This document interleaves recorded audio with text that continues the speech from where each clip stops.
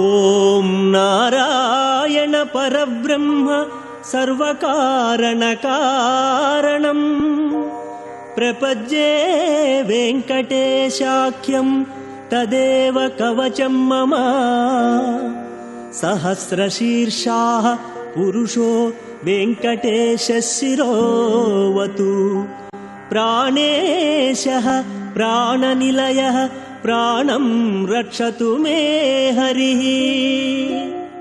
ಶ್ರೀ ಶ್ರೀನಿವಾಸಂ ಶೇಷಾದ್ರಿವಾಸಂ ಗೋವಿಂದಾಯ ನಮಃ ಶ್ರೀ ವೆಂಕಟೇಶಂ ಗೋಪಾಲಾಯ ನಮಃ ಶ್ರೀ ವೆಂಕಟೇಶಂ ದೇವಾಯ ನಮಃ ಶ್ರೀ ವೆಂಕಟೇಶಂ ಕೇಶವಾಯ ನಮಃ ಶ್ರೀ ವೆಂಕಟೇಶಂ. ಓಂ ನಮೋ ತಿರುಮಲೇಶಾಯ. ಓಂ ಆಗಾವೋ ಅಗ್ಮನ್ನುತ ಭದ್ರಮಕ್ರನ್ ಸೇದಂತು ಗೋಷ್ಠೇ ರಣಯನ್ತ್ವಸ್ಮೇ ಪ್ರಜಾಪತಿಃ ಪುರುರೂಪ ಇಹ ಸ್ಯುಃ ಇಂದ್ರಾಯ ಪೂರ್ವೀರುಷಸೋ ದುಹಾನಾಃ ಇಂದ್ರೋ ಯಜ್ವನೆ ಪ್ರಣತೆ ಚ ಶಿಕ್ಷತಿ ಉಪೇದ್ದದಾತಿ ನ ಸ್ವಂ ಮುಷಾಯತಿ ಭೂಜೋ ಭೂಜೋ ರಗಿಮಿದಸ್ಯ ವರ್ಧಯನ್ನೇ ಅಭಿನ್ನೇ ಖಿಲ್ಲೆ ನಿದಧಾತಿ ದೇವಯುಂ ನ ತಾನಶಂತಿ ನ ದಭಾತಿ ತಸ್ಕರಃ ನೈನಾ ಅಮಿತ್ರೋ ವ್ಯಥಿರಾದಧರ್ಷತಿ ದೇವಾಗಿಶ್ಚ ಜಾಭಿರ್ಯಜತೆ ದದಾತಿ ಚ ಜ್ಯೋಗಿತ್ತಾಭಿಃ ಸಚತೆ ಗೋಪರ್ವಾರೇಣುಕಕಾಟೋ ಅಶ್ನುತೆ ನ ಸಗ್ಗಿಸ್ಕೃತತ್ರಮುಪಜಂತಿ ತಾ ಅಭಿ ಉರುಗಾಯಮಭಜಂತಸ್ಯ ತಾ ಅನು ಗಾವೋ ಮರ್ತ್ಯಸ್ಯ ವಿಚರಂತಿ ಯಜ್ವನಃ गावो भगो गाव इन्द्रो मे अच्छात् गावः सोमस्य प्रथमस्य भक्षः इमाया गावः स जना स इन्द्रः इच्छामि धृदा मनसा चिदिन्द्रम् यूयम् गावो मेदगथा कृशञ्चित् अश्लीला बृहद्वो वयमुच्यते सभासु प्रजावतीः सूजवसगम् रिषन्ति शुद्धा अपप्रपाणे पिबन्ति. ಓಂ ನಮೋ ತಿರುಮಲೇಶಾಯ. ನಮಃ. ಓಂ ಕಾಲಾಂತಕಾಯ ನಮಃ. ಓಂ ಅಖಿಲಾಯ ನಮಃ. ಓಂ ಕಾಲಗಮ್ಯಾಯ ನಮಃ. ಓಂ ಕಾಲಕಂಠವಂದ್ಯಾಯ ನಮಃ. ಓಂ ಕಾಲಕಲೇಶ್ವರಾಯ ನಮಃ. ಓಂ ಶಂಭವೇ ನಮಃ. ಓಂ ಸ್ವಯಂಭುವೇ ನಮಃ. ಓಂ ಮಂಭೋಜನಾಭಯೇ ನಮಃ. ಓಂ ಸ್ತಂಭಿತವಾರಿಧಯೇ ನಮಃ. ಓಂ ಮಂಭೋದಿನಂದಿನೀಜಾನಯೇ ನಮಃ. ಓಂ ಶೋಣಾಂಭೋಜಪದಪ್ರಭಾಯ ನಮಃ. ಓಂ ಕಂಬುಗ್ರೀವಾಯ ನಮಃ. ಓಂ ಶಂಬರಾರಿರೂಪಾಯ ನಮಃ. ಓಂ ಶಂಬರಜೇಕ್ಷಣಾಯ ನಮಃ. ಓಂ ಬಿಂಬಾಧರಾಯ ನಮಃ. ಓಂ ಬಿಂಬರೂಪಿಣೇ ನಮಃ. ಓಂ ಪ್ರತಿಬಿಂಬಕ್ರಿಯಾದಿಕಾಯ ನಮಃ. ಓಂ ಗುಣವತೆ ನಮಃ. ಓಂ ಗುಣಗಮ್ಯಾಯ ನಮಃ. ಓಂ ಗುಣಾತೀತಾಯ ನಮಃ. ಓಂ ಗುಣಪ್ರಿಯಾಯ ನಮಃ. ಓಂ ದುರ್ಗುಣಧ್ವಂಸಕೃತೆ ನಮಃ. ಓಂ ಸರ್ವಸುಗುಣಾಯ ನಮಃ. ಓಂ ಗುಣಭಾಸಕಾಯ ನಮಃ. ಓಂ ಪರೇಶಾಯ ನಮಃ. ಓಂ ಪರಮಾತ್ಮನೇ ನಮಃ. ಓಂ ಪರಸ್ಮೈ ಜ್ಯೋತಿಷೇ ನಮಃ. ಓಂ ಪರಾಯೈ ಗತಯೇ ನಮಃ. ಓಂ ಪರಸ್ಮೈ ಪದಾಯ ನಮಃ. ಓಂ ವಿಯದ್ವಾಸಸೇ ನಮಃ.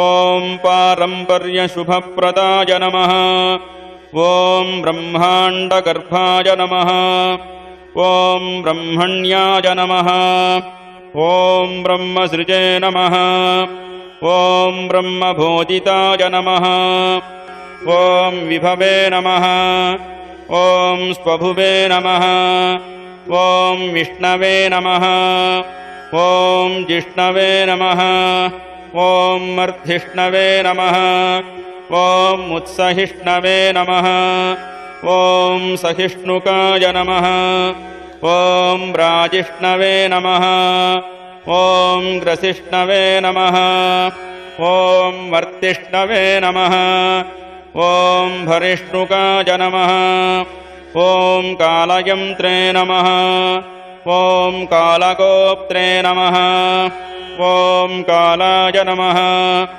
ॐ कालान्तकाय नमः ॐ अखिलाय नमः ॐ कालगम्याय नमः ॐ कालकण्ठवन्द्याय नमः ॐ कालकलेश्वराय नमः ॐ शम्भवे नमः ॐ स्वयम्भुवे नमः ॐ मम्भोजनाभये नमः ॐ स्तम्भितवारिधये नमः ॐ मम्भोदिनन्दिनीजानये नमः ॐ शोणाम्भोजपदप्रभाय नमः ॐ कम्बुग्रीवाय नमः ॐ शम्बरारिरूपाय नमः ॐ शम्बरजेक्षणाय नमः ॐ बिम्बाधराय नमः ॐ बिम्बरूपिणे नमः ॐ प्रतिबिम्बक्रियादिकाय नमः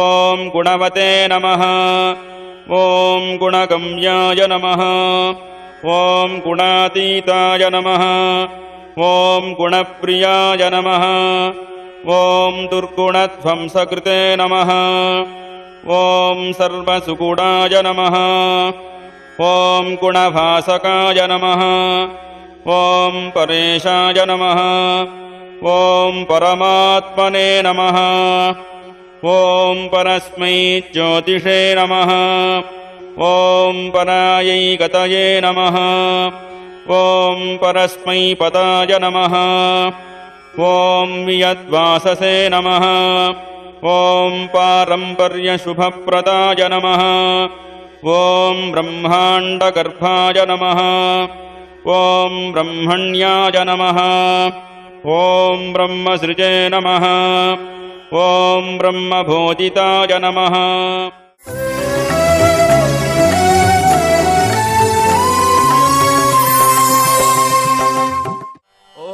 नमश्चण्डिकायै मार्कण्डेय उवाच ॐ यद्गुह्यम् परमम् लोके सर्वरक्षाकरम् नृणाम् यन्न कस्यचिदाख्यातम् तन्मे ब्रूहि पितामह ब्रह्मोवाच अस्ति गुह्यतमम् विप्र सर्वभूतोपकारकम् देव्यास्तु कवचम् पुण्यम् तच्छृणुष्व महामुने प्रथमम् शैलपुत्री च द्वितीयम् ब्रह्मचारिणी तृतीयम् चन्द्रघण्टेति कूष्माण्डेति चतुर्थकम् पञ्चमम् स्कन्दमातेति षष्ठम् कात्यायनीति च सप्तमम् कालरात्रीति महागौरीति चाष्टमम् नवमम् सिद्धिदात्री च नवदुर्गाः प्रकीर्तिताः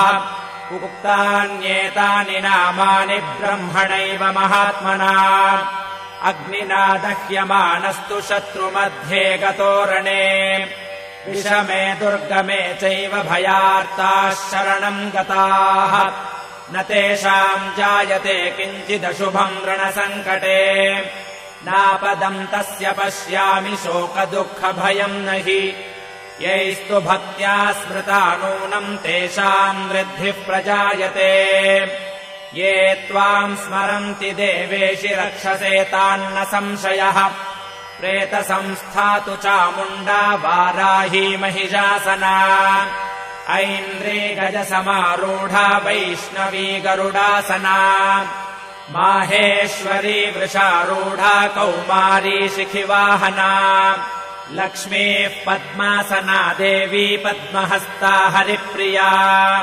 श्वेतरूपधरा देवी ईश्वरी वृषवाहना ब्राह्मी हंससमारूढा सर्वाभरणभूषिता इत्येता मातरः सर्वाः सर्वयोगसमन्विताः नानाभरणशोभाढ्या नानारत्नोपशोभिताः दृश्यन्ते रथमारूढा देव्यः क्रोधसमाकुलाः शङ्खम् चक्रम् गदाम् शक्तिम् हलम् च मुसलायुधम् खेटकम् तोमरम् चैव परशुम् पाशमेव च कुन्तायुधम् त्रिशूलम् च शार्ङ्गमायुधमुत्तमम् दैत्यानाम् देहनाशाय भक्तानामभयाय च धारयन्त्यायुधानीत्थम् देवानाम् च हिताय वै नमस्तेऽस्तु महारौद्रे महाघोरपराक्रमे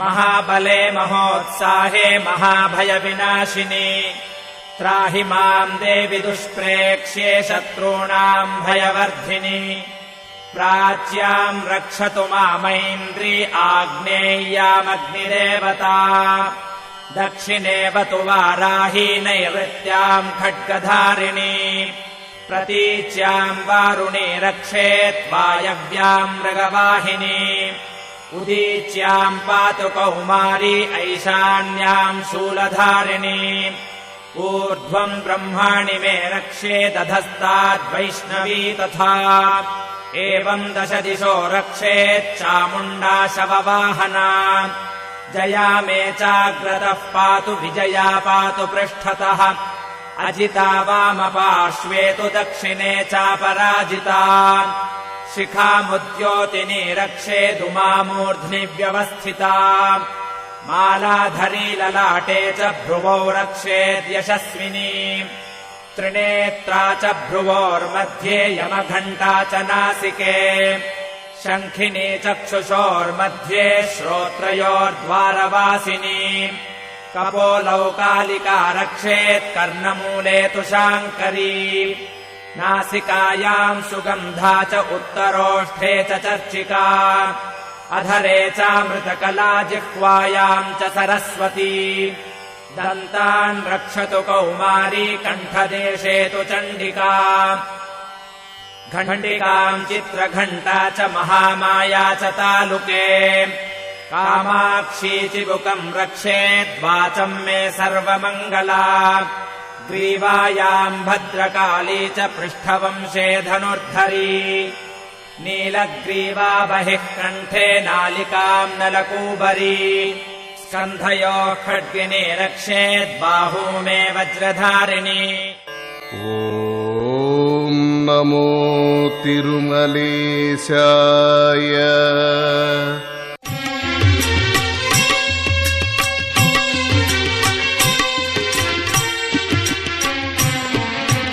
శ్రీనివాస గోవింద శ్రీ వెంకటేశ గోవింద గోవింద హరి గోవింద గోకుల నందన గోవింద శ్రీనివాస గోవింద శ్రీ వెంకటేశ గోవింద శ్రీనివాస గోవింద శ్రీ వెంకటేశ గోవింద భక్తవత్సల గోవింద భాగవత ప్రియ గోవింద గోవింద హరి గోవింద గోకుల నందన గోవింద శ్రీనివాస గోవింద శ్రీ వెంకటేశ గోవింద శ్రీనివాస గోవింద శ్రీ వెంకటేశ గోవింద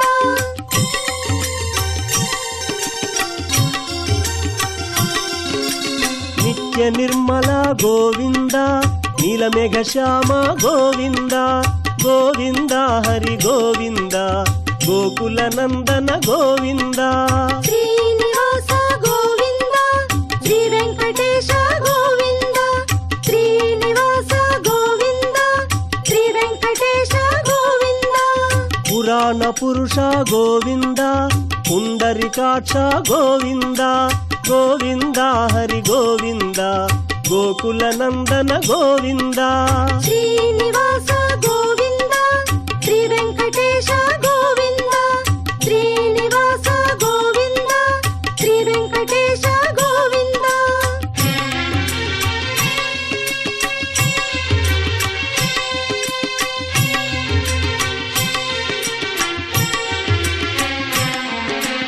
ನಂದನಂದನ ಗೋವಿಂದ ನವನೀತ ಚೋರ ಗೋವಿಂದ ಗೋವಿಂದ ಹರಿ ಗೋವಿಂದ ಗೋಕುಲ ನಂದನ ಗೋವಿಂದ ಶ್ರೀನಿವಾಸ ಗೋವಿಂದ ಶ್ರೀ ವೆಂಕಟೇಶ ಗೋವಿಂದ ಶ್ರೀನಿವಾಸ ಗೋವಿಂದ ಶ್ರೀ ವೆಂಕಟೇಶ ಗೋವಿಂದ ಪಶುಪಾಲಕ ಶ್ರೀ ಗೋವಿಂದ ಪಾಪ ವಿಮೋಚನ ಗೋವಿಂದ ಗೋವಿಂದ ಹರಿ ಗೋವಿಂದ ಗೋಕುಲ ನಂದನ ಗೋವಿಂದ ಶ್ರೀನಿವಾಸ ಗೋವಿಂದ ಶ್ರೀ ವೆಂಕಟೇಶ ಗೋವಿಂದ ಶ್ರೀನಿವಾಸ ಗೋವಿಂದ ಶ್ರೀ ವೆಂಕಟೇಶ ಗೋವಿಂದ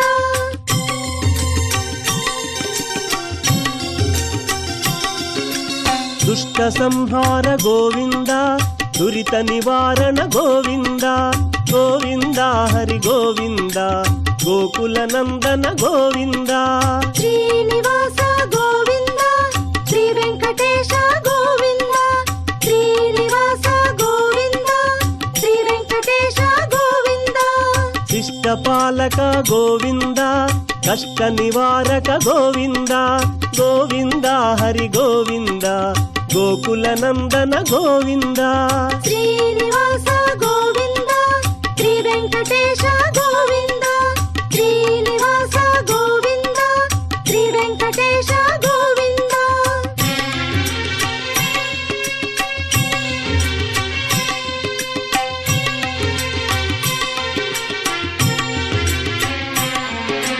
ವಜ್ರಮಕುಟಧರ ಗೋವಿಂದ ವರಾಹಮೂರ್ತಿ ಗೋವಿಂದ ಗೋವಿಂದ ಹರಿ ಗೋವಿಂದ ಗೋಕುಲ ನಂದನ ಗೋವಿಂದ ಶ್ರೀನಿವಾಸ ಗೋವಿಂದ ಶ್ರೀ ವೆಂಕಟೇಶ ಗೋವಿಂದ ಶ್ರೀನಿವಾಸ ಗೋವಿಂದ ಶ್ರೀ ವೆಂಕಟೇಶ ಗೋವಿಂದ ಗೋಪಿಲೋಲ ಗೋವಿಂದ ಗೋವರ್ಧನೋದ್ಧಾರ ಗೋವಿಂದ ಗೋವಿಂದ ಹರಿ ಗೋವಿಂದ ಗೋಕುಲ ನಂದನ ಗೋವಿಂದ ಓಂ ನಮೋ ತಿರುಮಲೇಶಾಯ.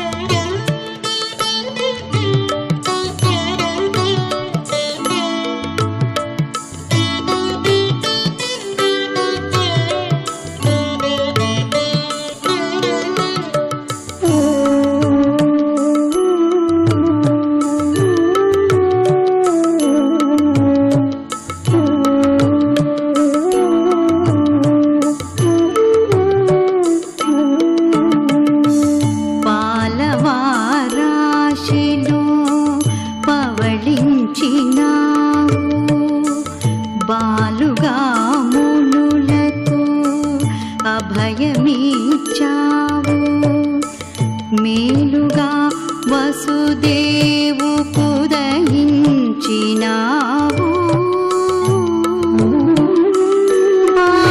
బాలుడైయుండి గోపాలుడైనావు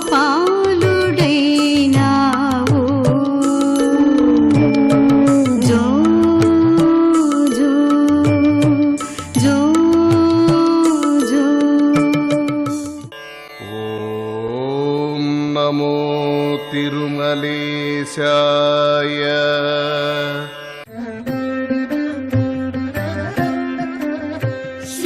శ్రీపన్నగాత్రివర శిఖరాగ్రవాసునకు పాపాంధకార ఘన భాస్కరునకు ఆపరాత్మునకు నిత్యాన పాలిని అయిన మా పాలి అలమేలు మంగమ్మకు జయమంగళం నిత్య శుభమంగళం జయమంగళం నిత్య శుభమంగళం. శరణన్న దాసులకు వరమిత్తునని బిరుదు ధరించియున్న పరదైవమునకు మరువవలది బిరుదు నిరతమని పతినియే మరణీయ నలమేలు మంగమ్మకు జయ